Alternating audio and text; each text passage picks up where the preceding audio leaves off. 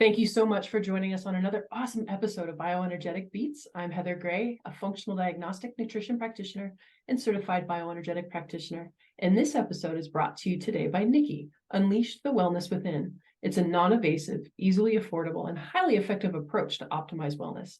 It's a wearable device that puts frequency better-based life in your hands and on your wrist. And make sure to stick around to the very end because we've got two awesome giveaways this episode, so you're not going to want to miss out.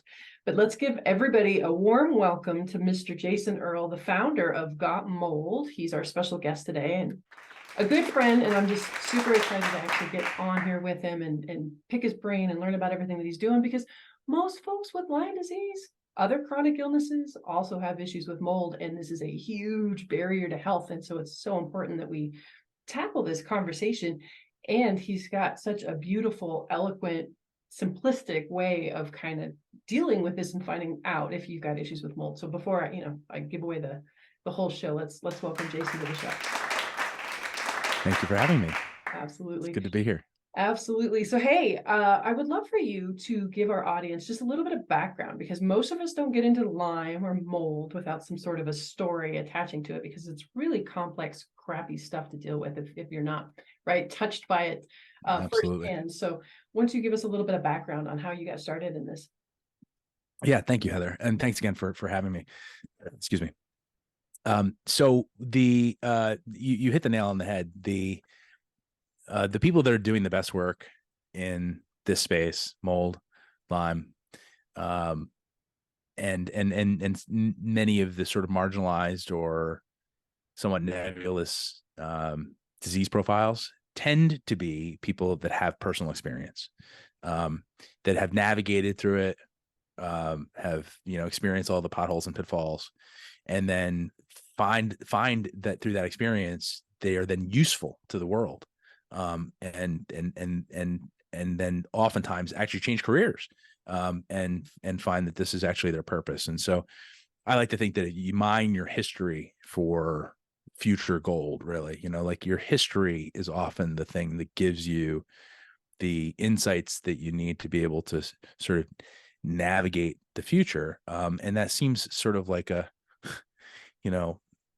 philosophical meandering, but I think a lot of times people are trying to find their purpose in life, and all they have to do is really look in the rearview mirror. So I'm no exception to that. So when I was about 4 years old, I lost a lot of weight in a 3-week period, and my parents took me to the pediatrician, who said you should really take him to Children's Hospital. This looks serious. And so about an hour away, Children's Hospital, Philadelphia, renowned respiratory clinic. My parents took me there, and the first diagnosis was based upon my symptoms and my family history, was cystic fibrosis.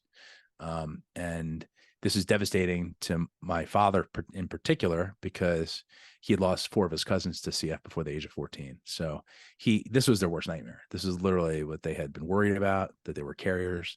And here they go. They got their only child with a death sentence. And so they waited 6 weeks for a second opinion, which thankfully contradicted the initial diagnosis. I don't have CF, never had CF. Actually, what I had was asthma compounded by pneumonia. And I was, when they tested me for allergies, it was one of my formative experiences. They put you in a papoose, or like a straitjacket for toddlers, and then draw a grid on your back and then test you with these antigens. And then my dad said I looked like a ladybug, just a big red swollen back with dots all over it. And I tested positive for every single thing that they tested me for. So I essentially lived on inhalers, and they were very crude back then. It was breathing. It was like a powder. It was like a pill that you broke into a powder. It's very weird. And so I lived on these inhalers until I was about 12, at which point my folks split up and I moved out of that house, and all my symptoms went away. And I never thought about it again until fast forward after I had, by the way, so I moved out when I was 12. When I was 14, my mother committed suicide in that same home, which is actually relevant for the story. And then when I was 15, I was diagnosed with Lyme disease. So I've kind of had it all. And then I was essentially forced to drop out of high school, and it's another story for another podcast. But I ended up being recruited from the gas station to go work on Wall Street by a guy who was commuting, and did that for 8.5 years. And then one day I woke up and I wasn't having fun anymore after the dot-com bubble burst, and I decided to go on walkabout. And I put 20 pounds of stuff in a backpack and went on a voyage. And while I was away, I ended up in Hawaii for a spell, and I was reading local newspapers. a lot of time on my hands. And I was reading a story about a guy who'd gotten sick from the hotel where he was an employee. He'd blamed the mold in the building. And he developed adult onset asthma, which is something I'd never even heard of at the time, as well as all these allergies to things that he'd never had a problem with. And I thought, I wonder if we had a mold problem. I wonder if that was what was, this is like my life in reverse. And so I called my dad from a payphone, which probably isn't there anymore, and asked him if he thought we had a mold problem. And he just laughed at me. He goes, "Of course we had mold. We had mushrooms in the basement. Why do you ask?" And I said, "Well, do you think that's what made me sick?" And he goes, "Well, it couldn't have helped." So, to know my dad is to love him. They both smoked in the house, in the car with the windows closed, with an asthmatic kid, not for lack of love, lack of awareness, right? It's just, that was the 70s parent, they throw them in the back of the pickup truck, seatbelts. We don't need those. And, it's a little bit of a different story these days. But it was very clear to me in that moment. I had a sort of a light bulb moment, or an epiphany, where I just became fascinated with this idea that the buildings that we live and work in can actually cause you illness. They can make you sick. And years later, I would actually realize that it's not just the buildings can make you sick. Buildings can actually allow you to heal, right? So that's the obverse of that. That's the positive, the cup being half full. It's not just they make you sick, but a healthy building can actually facilitate healing. And that's a really important upshot in this whole thing. So I ended up taking that light bulb moment, which has literally illuminated me for the last, my path for the last 20 years, and came back to New Jersey armed with some curiosity, and took a job working for a mold remediation company. Actually, technically, it was a basement waterproofing company doing mold remediation. And within minutes, I saw that they were essentially a bunch of thugs, and that they were often causing the buildings to be less healthy, using a lot of chemicals instead of cleaning properly, ripping stuff out without proper containment. This is before there was any sort of regulations, public guidance, or industry standards. So this is very much wild, wild west. And decided to start an inspection company at night. And I was essentially doing them for free at first to help people navigate this whole issue, to help protect them from the contractors, because I saw the contractors as a necessary enemy. Really, they were really doing bad work, but they were also the only ones doing that work. And so I needed to be able to help shuttle people through that process in a way that protected them.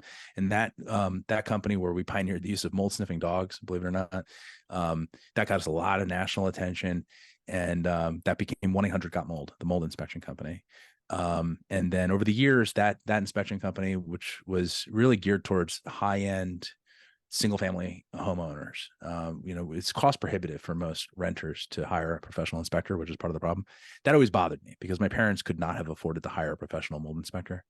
And so a number of years ago, I put together a dream team of scientists and engineers to find a way to create a high-quality at-home test kit that would allow people to test their air without the cost or hassle associated with trying to find a higher professional. And that introduces the GOT-MOLD test kit, which is what we're completely focused on now, which is where through GOTMOLD.com, we focus on giving people the tools and knowledge they need to make better decisions about the air they breathe. That's incredible. And I've heard that from so many folks, of still being taken for thousands and thousands of dollars from these very, very crooked companies. And it leaves, and a lot of chronically sick people to begin with are already fighting through so much brain fog, right? So much fatigue, and then to fight these people who we think that we can trust. And a lot of times they make things 10 times worse. So it's kind of funny, not funny, how much our stories are so similar. Like, me and my kid were in a house where I had 2 suicide attempts in that house. And my kid also had 2 suicide attempts in that house. And then once we moved out, oh, wow, no more suicidal thoughts. Wow. So, the people in that house enclosed a hot tub with drywall and carpet. Oh my God. And then we went in, I didn't know any better. We went in and we did the demo ourselves. Yeah. Right. So Wow. there was no contempt. We did nothing properly. So it was no wonder that we were so freaking sick while we were living in that house. Hindsight's 2020. And then I was diagnosed with Lyme right around the same time that you were. So, and parents who smoked in the house and smoked in the car. And so it's funny how all these things, fit together like the little puzzle pieces that they are, that lead to these, big health things going forward. Indeed. So amazing. Thank you. And, wow, God, I'm kind of glad we had this on speaker view. So when you were telling the story about your cousins, like, you couldn't see me cry. Like, you're not supposed to make me cry on my podcast. But I Gotcha. appreciate your vulnerability and actually sharing the whole story. Like, it's beautiful. And I didn't know that part about you. And I fell in love with you the first time I talked with you. And now I'm even more in love with you because I just, somebody who's as vulnerable and real and showing up for all the right reasons. There's just not enough people like that in the world. So God Well, the bless feeling's mutual, I mean, I see the way you post on social. You're very, very vulnerable. And, I think the world needs more of that. And so I applaud that. God bless you. Awesome. Hey, this is a great time. We're going to take just a little quick break. When we come back, we're going to get into the nuts and bolts of the at-home test kit that he talked about, that he's created, and why it works and all that fun stuff. So stay tuned. And also, you're not going to want to miss out on the giveaway. So don't go anywhere. We'll be right back. There's a new word for wellness, Nikki. Nikki, the bioenergetic wearable designed to help you feel better and perform better. Other wearables just track how you're doing. Nikki is about helping you do better. Nikki takes bioenergetic frequency science to a new level and onto your wrist. Nikki technology carries frequencies into the body to organize and optimize cellular network, the trillions of cells that communicate by light and frequencies to keep us alive and feeling our best. Physical and mental trauma can upset cellular communication, and Nikki is designed to help restore it. Touch the Nikki screen to choose the frequency you want for what you want to do and how you want to feel. Every Nikki comes loaded with a full inventory of frequency set, including pain, energy, travel, immune, stress and anxiety, viruses and bacteria, allergies, insomnia, daytime bundles, nighttime bundles. Nikki puts a personal wellness center in your hands and on your wrist. Be better. Do better. We are Nikki.com. Fantastic. Welcome back. If you missed the first half, you missed a beautiful, inspiring story. I highly recommend you go back and listen to it. And let's dive in deeper, Mr. Jason. So tell us a little bit more about your at-home test, how you came about, like how it works, all the fun ins and outs. Sure thing. So if you want to have your house tested for mold currently, you'd have to hire a professional in order to get reliable results. Usually, reputable professionals will come in and perform a physical inspection of the building, top to bottom, inside, outside, looking for signs of mold and moisture problems, past, present, and also things that they can do to prevent it. And then afterwards, once they've identified the areas of concern, they'll usually bring out some test equipment, some air sampling equipment. Usually that involves an air sampling pump, usually on a tripod, kind of looks like a alien invader. And they use these air sampling cassettes. Those are known as spore traps. And so they look like this for your audio participants. They're just these precision engineered plastic cylinders that within each one contains a special piece of an adhesive slide. Really, air gets pulled through by the air sampling pump into the cassette, and it captures the spores, captures also pollen and dust and other background debris. But we're focusing on spores. And so you collect an outside air sample because all the spores in your house should actually come from outside. If you've got unusual amounts and types of molds indoors, that means that that's growing indoors usually. And so we take an outside air sample to establish a baseline or a reference for your particular geographic area. And then you collect samples on the inside. So what we decided to do, and these get analyzed at a third-party laboratory. So they get shipped off and they get analyzed, and then you get a report that shows you the types of mold found, what quantities, and Hold on, and the like. Why is it important for those new to this world? Why is it important to have it third-party verified? Good question. Well, so as with most industries, where especially when it comes to environmental hazards, you want to have a sort of a Chinese wall between the providers of different services, because the profit motive creates conflicts of interest and also ulterior motives, right? So if you're in the business of finding something that you also get paid to clean up, and then also if you're then also testing your own work to then verify that it's been complete in order to get paid, you can imagine there's some room for abuse there, right? And so in all cases of where there's environmental hazard cleanup, whether it be lead paint, asbestos, underground storage tanks. It doesn't matter really. Any mature industry where environmental hazards are being dealt with, you'll see that there's a clear dividing line between the inspectors and the assessors, and usually the labs are separate too. And that's to prevent these kinds of abuses. So we've always taken that high road approach through 1-800-GOT-MOLD inspection business. We've never had any financial relationships with any contractors, never did our own analysis on any of those things. So we can maintain a 30,000-foot view and just do what we do and give unbiased advice. Same thing goes with the test kit. We don't actually, so I'll explain how the test kit works in a minute. And then, but we don't sell names. We don't sell leads. This information is completely private and confidential. So when someone buys our test kit, that data is theirs. And then we house it, and we protect it. And we allow them to share it at will, but we don't share it with anyone else ever, not even with permissions. It's not what we do. So what we decided to do was take the same methods that professionals use, and shrink it down, and make it easy for them to take that first step, in the comfort and safety of their own home, without having to get permission from other people, without having to borrow money, without having to worry about someone coming in and taking samples and then taking data that you don't understand and using it against you, being used against you, which is a very, very common problem where unscrupulous inspectors will take, especially from ERMI. ERMI tests are notoriously high. And ERMI will then, an ERMI test that's high will trigger another inspection, oftentimes an unnecessary remediation, lots of unnecessary demolition, and oftentimes unnecessary medical treatments. ERMI is notoriously high, and it generates a tremendous amount of revenue and follow-ups.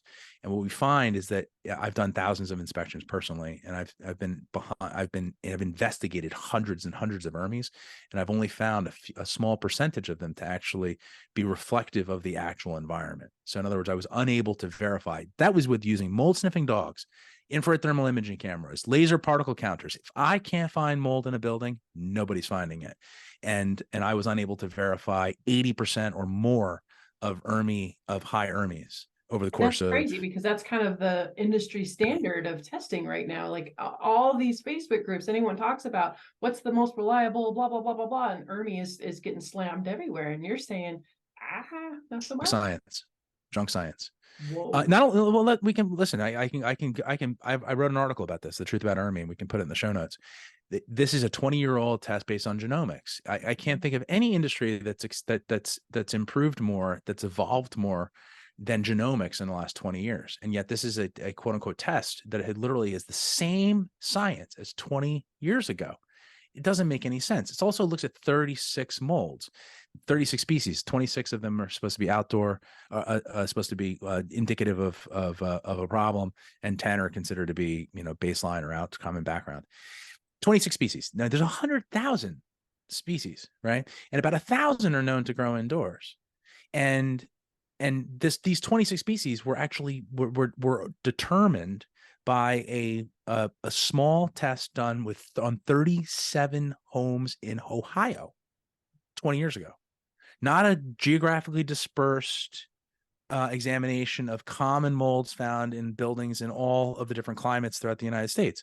It's literally from a tiny little town in Ohio. They looked at 37 homes, grabbed some samples, asked people if they thought if they had symptoms, and that became the basis for a research tool. ERMI is not a test, by the way; it's a research tool that was developed by the EPA, and that ultimately was used in 1,100 homes in a HUD EPA study. That's what validated that test, but it didn't validate the test. It validated the research tool.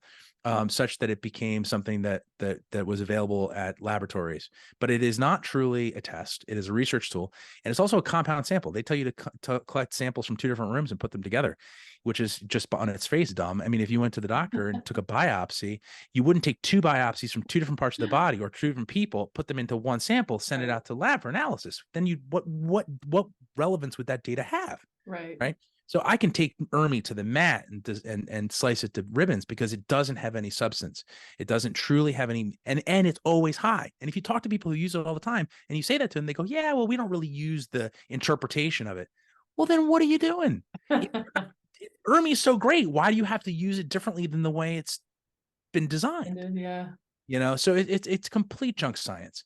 Also, it's been hijacked by Richie Schumacher, and Richie, he's done some great stuff. He's done some important research, but if you listen to his current talks, he says everything he was teaching back in 2010 was wrong.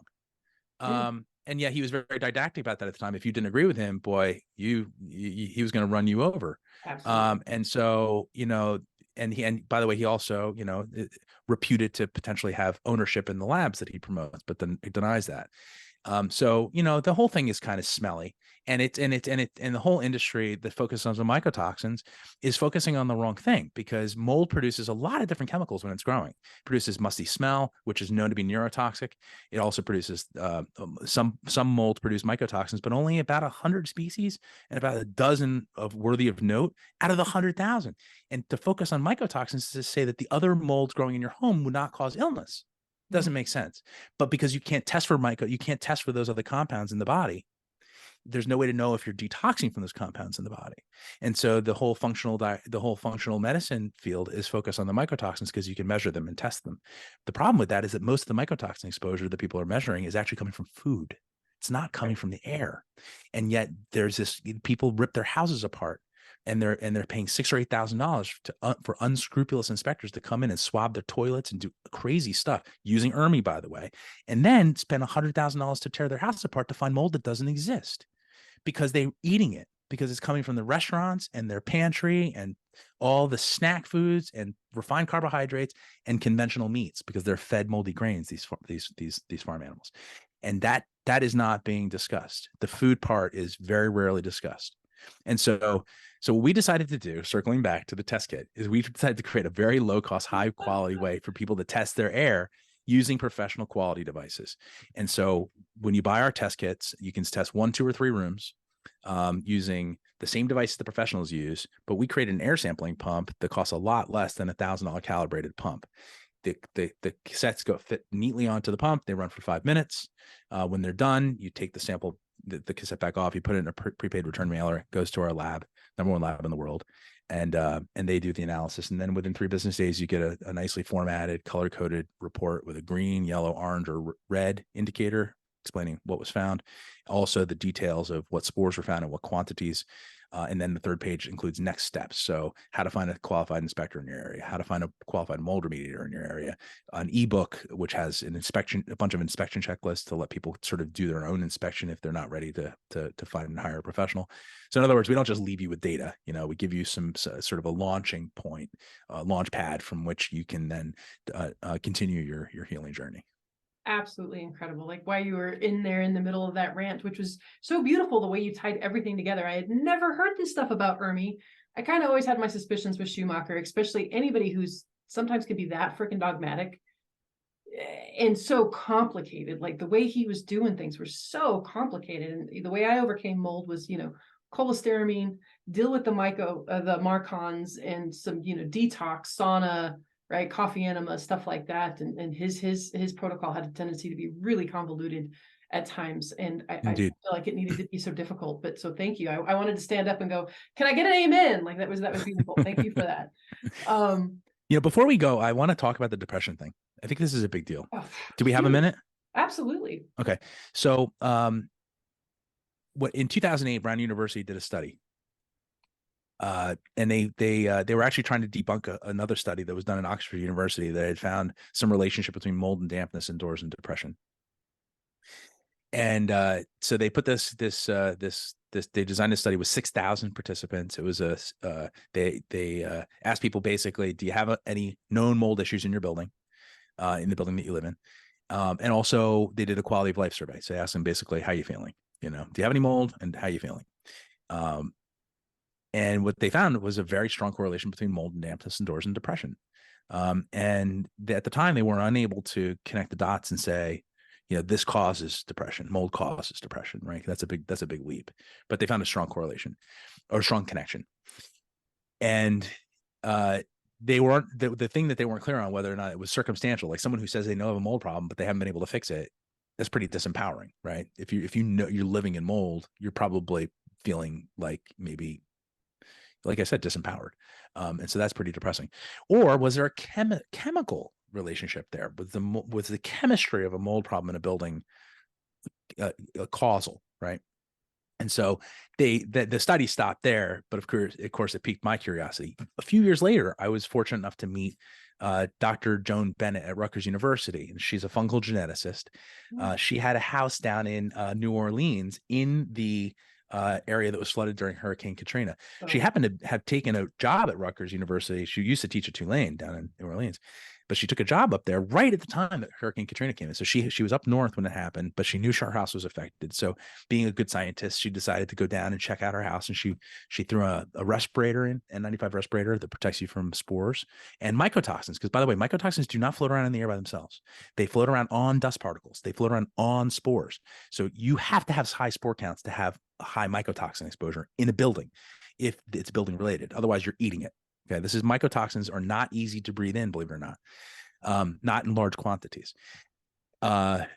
She went down there with proper protective equipment and a bag full of Petri dishes to sample her house. She went and took all these pictures, and within minutes of walking in, she could smell the smell of the building.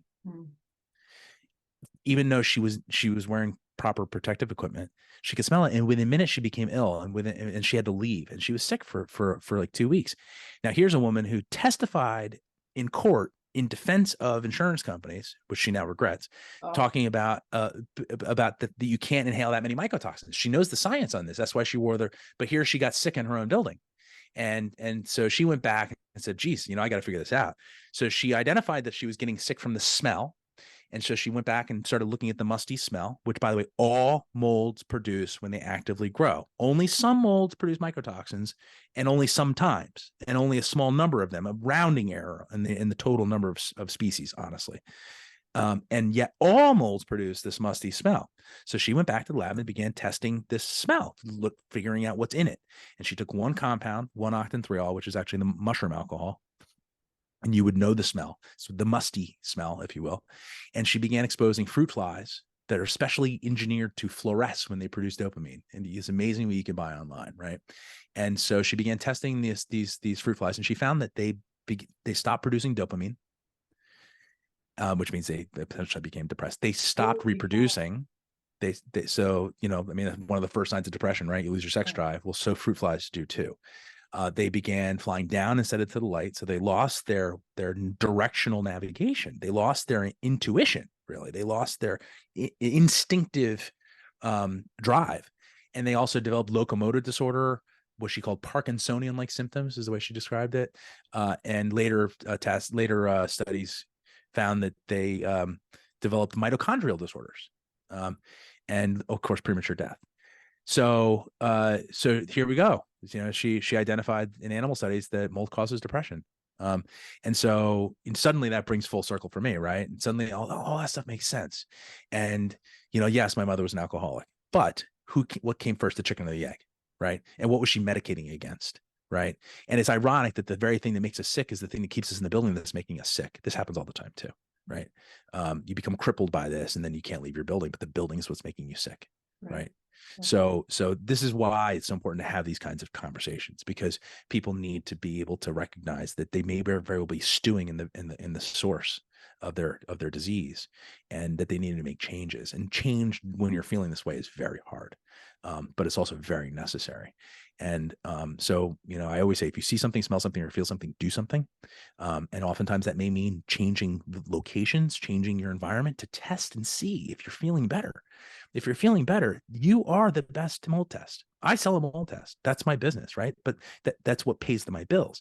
But that's not really what I do. I sell knowledge and awareness. I provide, insights, if you will, so that people can navigate this very, very natural thing. We all live in buildings and breathe air. We live on a water planet, of which 30% is the biomass is fungi.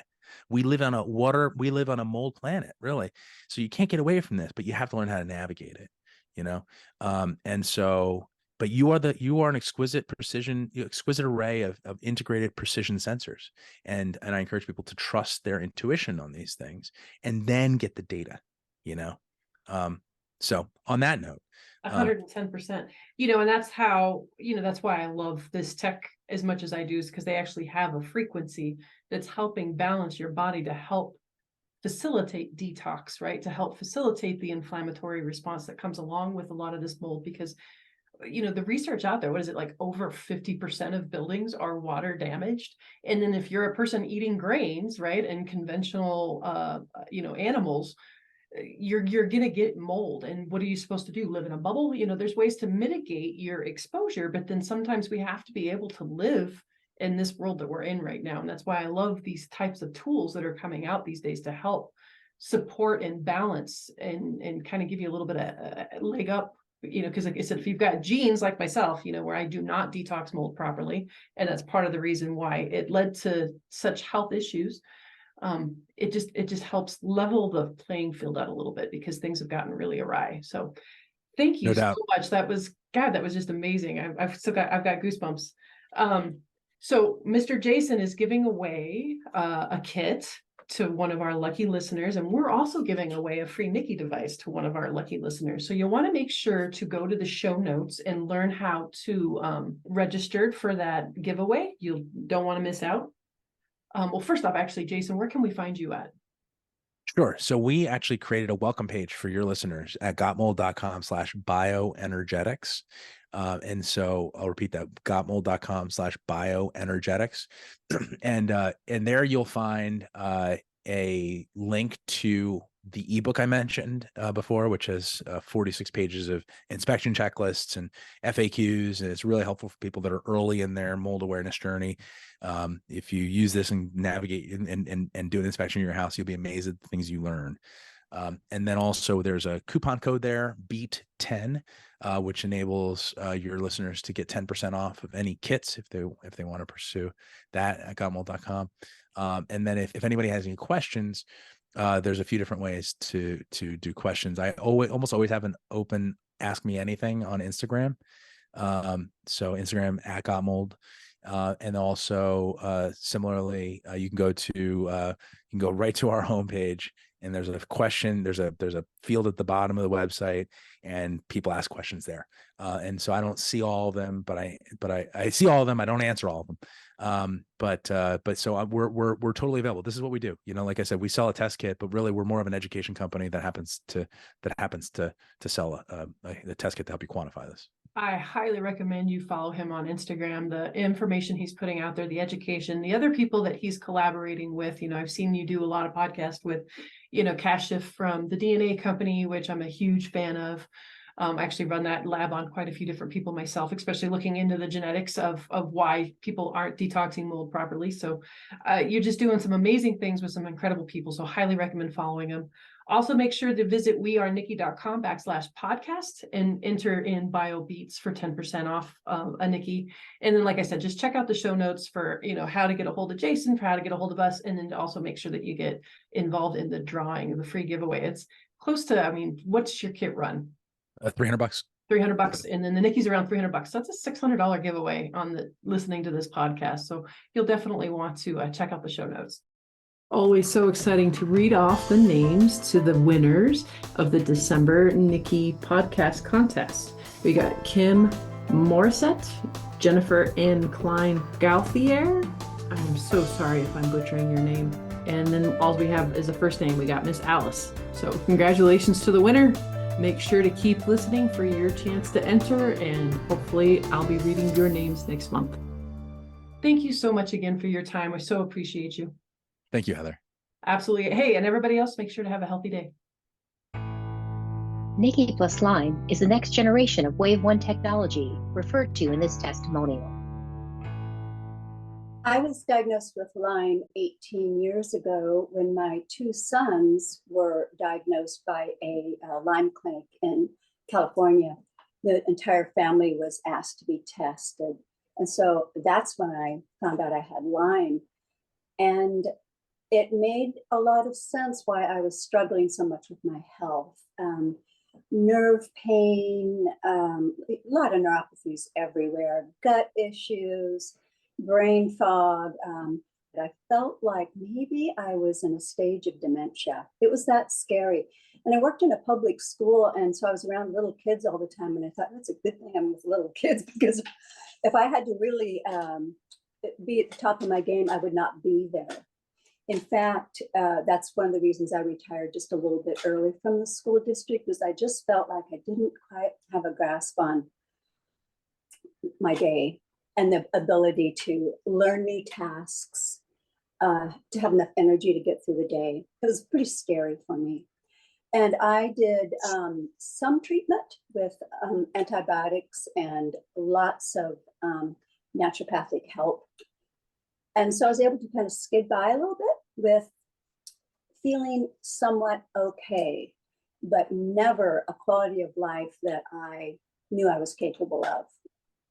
And so when I had the ability to be in the Lyme trial and wear a device that helped with Lyme frequency, that had Lyme frequencies, I was a little skeptical. I just thought, all the antibiotics haven't worked, all the work I've done, all the body work, all the acupuncture, all the Chinese herbs, the chiropractor, probably I would say 18, 20, maybe 25 different practitioners I was seeing.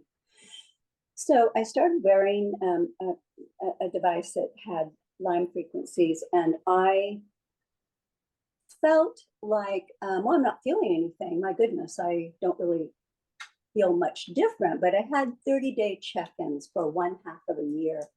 And after each 30 days, I filling out a questionnaire, I thought, oh, I do feel a little different. I do notice things. And it was pretty exciting. By the time 6 months ended, I could really feel that I was feeling better, energetic, kind of back to my old personality. My family noticed a difference. My friends noticed a difference. I feel engaged again, and my sense of humor is back, and my sleep is stabilized. I would say my anxiety level is about half what it used to be. I mean, what is all that worth? I don't think you can even put a price on it.